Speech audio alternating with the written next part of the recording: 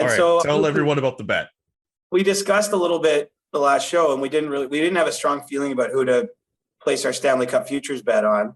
But there I am on Friday at the availability they had with like this big mass avail with everyone involved in the All-Star weekend. And I'd actually asked Rod Brindamore how close. I basically framed the question like, from the outside, a lot of us are viewing your team as one of the handful of teams that could win the cup this year. Like, how do you view it from the inside? And, and he gave a thoughtful answer just about how, like, he's like, I wouldn't bet against us, but, you can't ever be sure if it's going to be your year. Like, we love our team. And then someone followed up and said, well, what about Florida? And he goes, well, they're the real juggernaut team for me. And I just thought, wow. Rod's laying the J word on the Panthers. Like, he's speaking my language. For anyone who remembers the whole juggernaut saga of last season with myself. How could anyone forget? The Canadians, and ended up running a marathon in a juggernaut T-shirt to prove there was no team.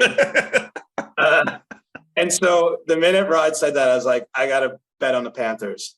So I placed a futures Stanley Cup bet on behalf of the CJ Show on the Florida Panthers.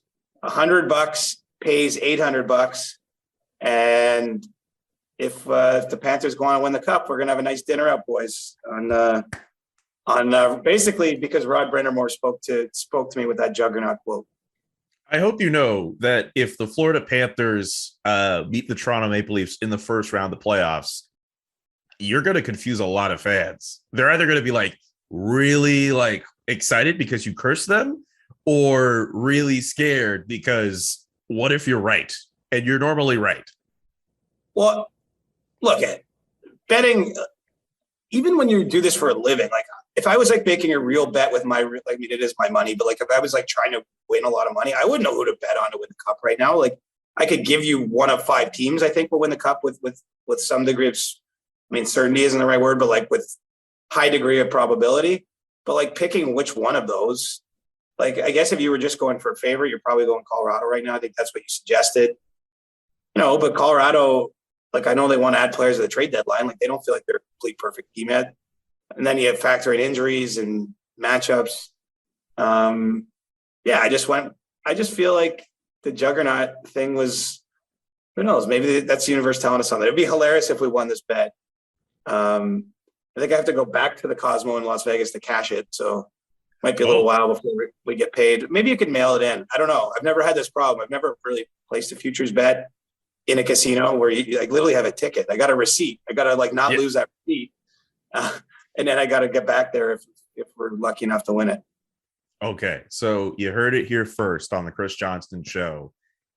The betting favorite for us, the one we pick to win the Stanley Cup, the Florida Panthers. That's the team we're picking. That team is the juggernaut.